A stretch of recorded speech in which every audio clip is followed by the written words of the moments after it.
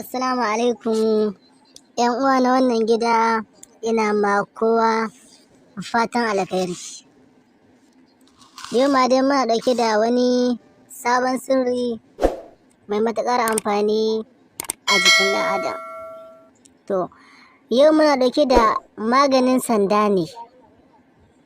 Za ka ga an buge ka da sanda ko kanka ya tsage ko jikinka ya tsage, a cikin yarda Allah in ka jaraba wannan insha Allahu ba dai sanda ta hauka ba, kafin ta zo wajenka ta watsar ta kanka, ba dai wani ɗa namiji ba ya ga jininka ba yana zuba ba, insha Allahu ba dai wannan ba. To, a farko dai sai a samu garafuni. In ka samu garafuni, to in ka samu garahuni ana yin goro da shi, kuma ana yin kambu da shi.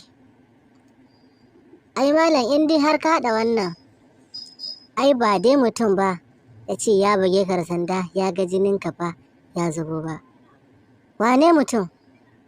Ai insha Allahu wannan Allah zai kiyaye ka daga wannan.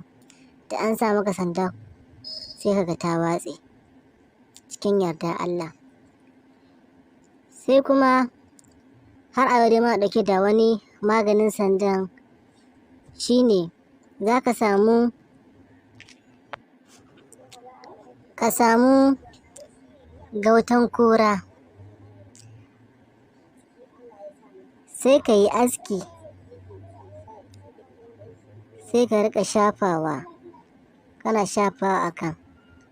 Amma fa akwai ƙaiƙayi, amma fa har in ka haɗa wannan, ayya, ai ko taɓarya ce ka ɗauko ka buga ta a kanka sai ta rushe, ko in ce sai ta baje, sai ta tsatsage, ba dai sanda ba.